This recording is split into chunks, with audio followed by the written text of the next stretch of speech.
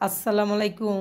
চলে আসলাম পদ্ম ফুলের বীজগুলো আমি 5 দিন পরে ভিডিওটা নিয়ে আসলাম।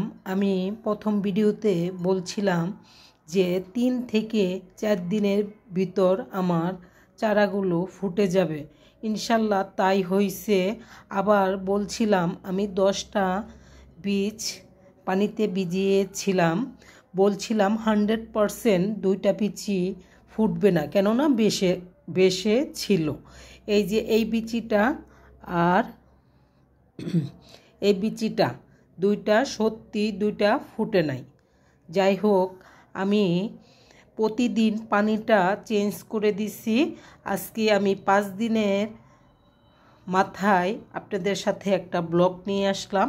কিন্তু আমার এটা প্রথম পদ্ম ফুলের বীজ থেকে চারা করা, কিন্তু আমি ভয় কাজ করছে আমার ভিতরে, যেন পানিতে যে চারাগুলো হয়েছে চারাগুলো পচে না যায়, এই ভয়টাই কাজ করছে। এখন আমি কি করব, আজকে প্রতিটা চারা আমি এভাবে গ্লাসে পানি দিয়ে এভাবে রাখবো যেন চারাটা না পচে যায়।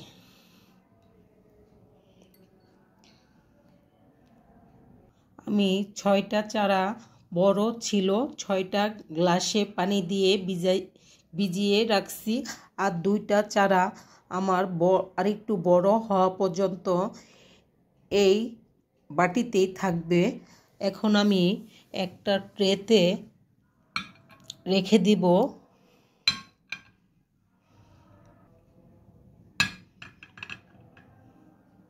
দেখেন, আমি গ্লাসটাতে পুরা পানি দেই নাই, কেননা চারাটা আমি গ্লাসে চারাটা আমি উপরে রাখছি। আমার কেননা একটা ভয় কাজ করছে, যদি সম্পূর্ণ চারা ডুবে থাকে, চারা যদি পচে যায়, তার জন্যে আমি গ্লাসে চারার মাথাটা উপরে রেখে আমি চারাগুলো ভিজিয়ে রাখছি। আর অবশ্যই খেয়াল রাখতে হবে, পানিটা প্রতিদিন চেঞ্জ করে দিতে হবে। আর প্রথম ভিডিওতে আমি একটা ভুল করছি, ওই ভুলটা জন্য আল্লাহ তুমি মাফ করো। আমি বলছিলাম যে 2টা বীজই বেশি ছিল, এভাবে আমার 100% বলা উচিত হয় নাই, কেননা আল্লাহ ইচ্ছা করলে বীজই থেকে চারা দিয়েও দিতে পারত। আল্লাহ তুমি মাফ করো। আমরা সবাই আল্লাহর উপর বার রেখে কথা বলবো। আল্লাহ হাফেজ।